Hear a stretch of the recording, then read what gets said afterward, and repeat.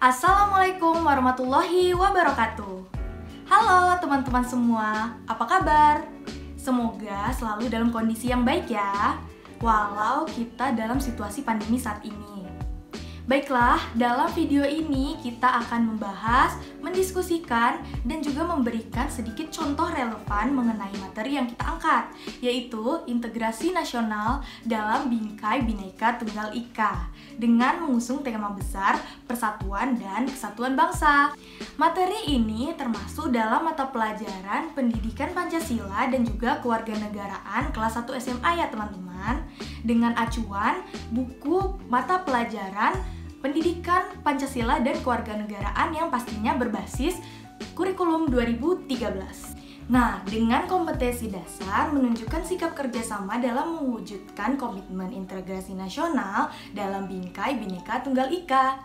Selain membahas materi yang diangkat, dalam video ini kita juga akan membahas bagaimana media sosial maupun media online menjadi salah satu pemicu konflik perpecahan, beserta contoh kasusnya.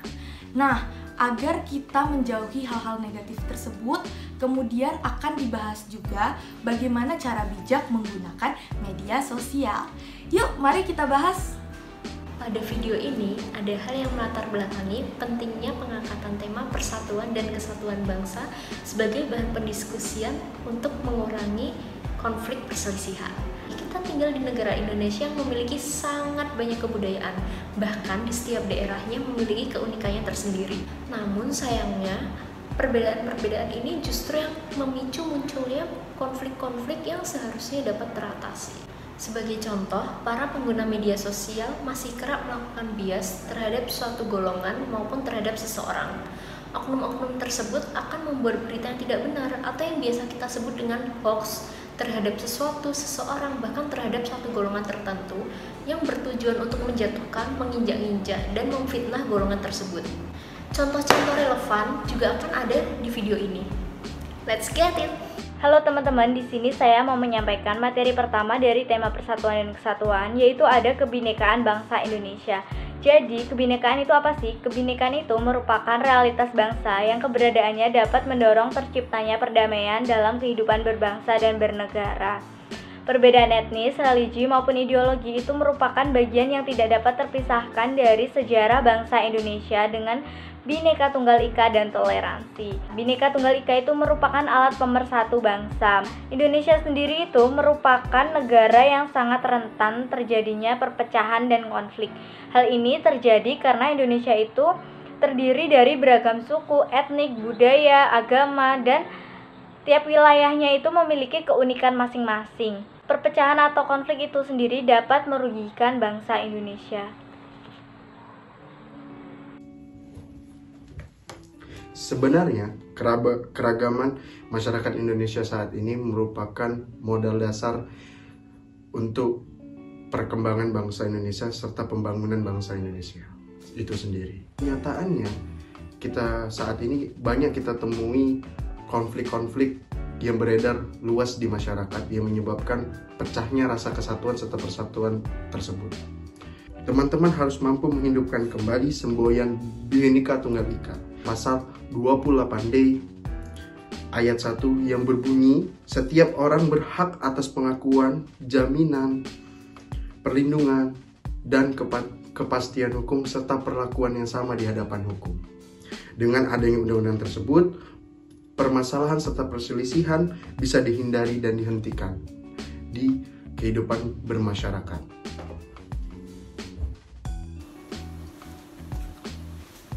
Selanjutnya kita masuk ke materi pentingnya konsep integrasi nasional. Jadi integrasi ini berarti menggabungkan atau menyatukan. Nah, keberhasilan suatu integrasi di suatu negara ini juga ada syarat-syaratnya loh. Yang pertama, para anggota masyarakat merasa bahwa mereka berhasil saling mengisi kebutuhan satu sama lain. Yang kedua, terciptanya kesepakatan bersama mengenai nilai-nilai dan norma-norma sosial yang dilestarikan dan dijadikan pedoman. Dan yang ketiga, norma-norma dan nilai sosial dijadikan aturan baku dalam melangsungkan proses integrasi sosial. Pelanggaran hak akan menyebabkan disintegrasi, sehingga seseorang yang melakukan pelanggaran hak kemungkinan tidak akan melakukan kewajibannya sebagai warga negara. karena hak dan kewajiban harus dilakukan secara seimbang. Hal tersebut harus dilakukan untuk menghindari kesalahpahaman yang berujung akan merugikan diri sendiri dan juga merugikan orang lain. Contohnya, pembangunan infrastruktur antar daerah harus sama. Jika tidak, akan muncul kecemburuan yang mengakibatkan terganggunya integrasi nasional. Setelah ini, kita akan membahas materi selanjutnya.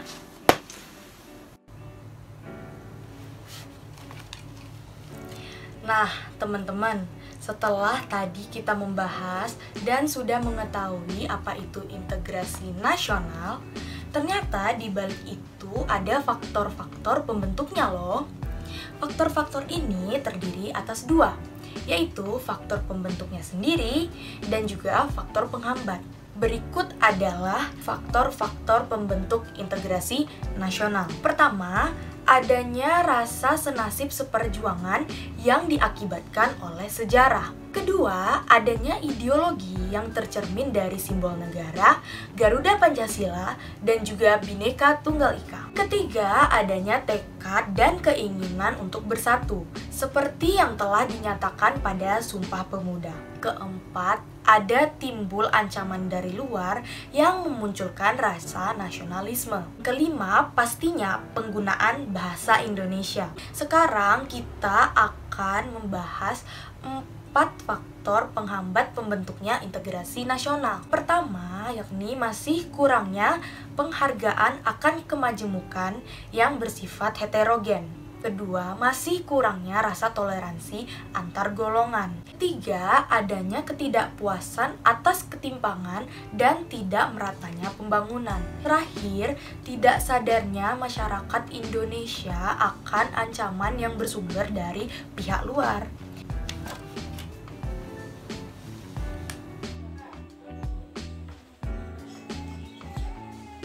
Materi selanjutnya yang akan kita bahas adalah tantangan dalam menjaga keutuhan NKRI.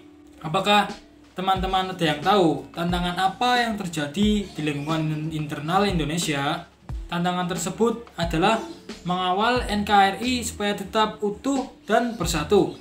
Di sisi lain, ancaman terhadap kedaulatan masih terjadi, terutama yang berbentuk konflik perbatasan, pelanggaran wilayah, gangguan keamanan, penyelundupan senjata dan bahan peledak, serta ancaman dari gerakan terorisme.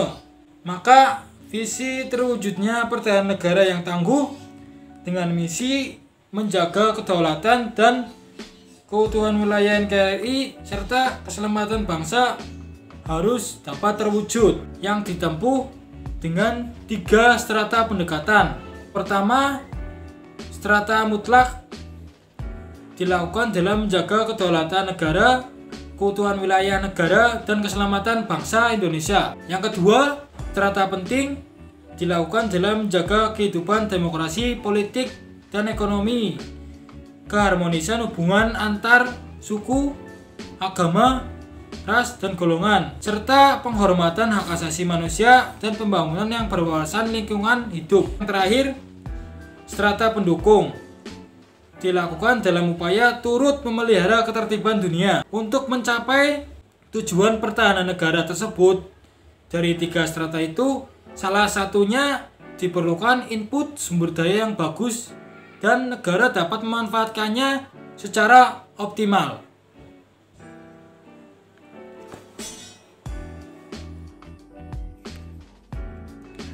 Saya di sini akan menjelaskan tentang peran suatu warga negara dalam menjaga kesatuan dan keutuhan suatu bangsa. Seorang warga negara dapat dikatakan berperan aktif dalam menjaga kesatuan bangsa jika memiliki sebuah kesadaran diri. Menurut Undang-Undang Negara Indonesia, Pasal 9 Ayat 1 tahun 2002 nomor 3 yang menjelaskan tentang pertahanan negara, warga negara itu wajib bela negara. Bela negara di sini adalah suatu upaya dari warga negara atas kecintaannya terhadap bangsa yang didasarkan oleh Pancasila dan Undang-Undang Dasar 1945. Konflik antar negara atau konflik dalam negeri harus diselesaikan dengan cara damai, bukan berupa ancaman-ancaman kepada satu pihak. Ancaman-ancaman dari luar negeri itu bisa berupa sabotase, spionisme, terorisme, dan masih banyak lagi. Untuk ancaman-ancaman dalam negeri bisa berupa SARA, perusakan lingkungan, atau gerakan separatis. Menurut Undang-Undang Negara Republik Indonesia tahun 2002 nomor 3 pasal 9 ayat 2 tentang pertahanan negara, bentuk-bentuk bela negara bisa berupa bermacam-macam, seperti pendidikan kewarganegaraan, pendidikan dasar kemiliteran, mengikuti TNI, atau mengikuti bela negara sesuai dengan keahlian atau profesinya. Kita lanjutkan ke berikutnya. Setelah membahas beberapa materi terkait tema persatuan dan kesatuan bangsa, berikut kita akan jabarkan beberapa kasus real tentang hoax yang berada di media sosial. Kita rangkum, kita ambil dari Provinsi Lampung, di mananya beredar video hoaks mengenai pasien COVID-19 di salah satu rumah sakit daerah Provinsi Lampung. Hal tersebut menyebabkan masyarakat merasa cemas, khawatir, serta ketakutan mengenai adanya beredarnya video tersebut di tengah masyarakat. Video tersebut disebarkan oleh oknum yang tidak dikenal dan tidak bertanggung jawab melalui WhatsApp, Facebook, Instagram, dan lain-lain yang ada di media sosial. Padahal video tersebut merupakan video simulasi pasien COVID-19 yang berada di rumah sakit tersebut, bukan merupakan pasien COVID-19 yang positif atau real. Itu hanya video simulasi. Oleh sebab itu, teman-teman harus memperhatikan beberapa video menggambarkan dia tidak menimbulkan kekacauan atau mengandung unsur hoax tersebut.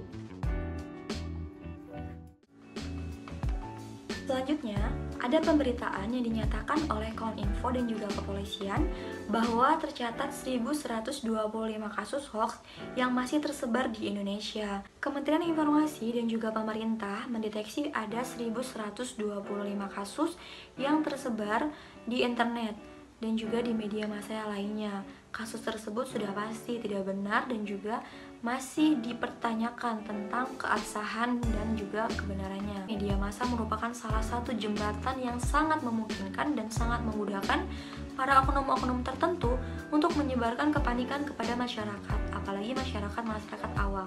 Jadi, untuk masyarakat jangan panik dan selalu mengedepankan terhadap kewaspadaan. Dan juga bagi masyarakat yang menemukan berita-berita hoax lainnya dan mungkin bisa disebut sebagai berita-berita yang janggal, itu bisa langsung dilaporkan kepada kepolisian dan juga kepada pihak yang berwenang. Berita-berita hoax tersebut memiliki beberapa ciri-ciri. Di antaranya, biasanya berita hoax itu memiliki ciri-ciri dengan menyudutkan salah satu pihak. Nah, selain itu juga, berita hoax itu biasanya lebih mengarah kepada ideologi tertentu. Berita hoax mengandung kecemasan, kebencian, dan juga ketidaksukaan. Nah, itu tadi adalah ciri-ciri berita hoax yang biasanya kita dengar di berbagai berita yang ada di internet. Jadi bijaklah dalam memilih dan juga bijaklah dalam men-share atau membagi-bagi informasi kepada masyarakat. Assalamualaikum warahmatullahi wabarakatuh. Perkenalkan, nama saya Denisa Nurul Khasana, kelas 10 dari SMA Negeri 1 Warureja, Kabupaten Tegal. Untuk kesannya, dengan adanya video pembelajaran ini, saya tidak bosan dalam belajar lewat online.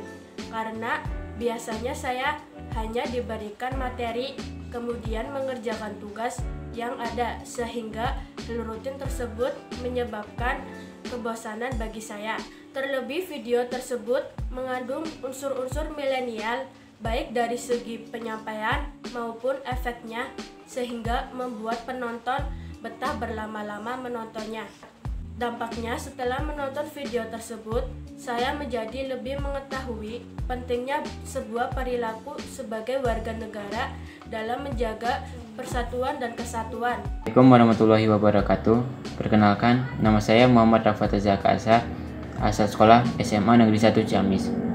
Kesan dan pesan saya setelah melihat video tersebut adalah kita menjadi tahu bahwa pentingnya menjaga persatuan dan kesatuan pada bangsa kita. Walaupun kita memiliki keunikan budaya yang berbeda di setiap daerahnya, kita harus mempunyai visi, misi, dan tekad yang sama. Karena dengan cara itu, kita bisa menjadi bangsa yang lebih maju ke depannya.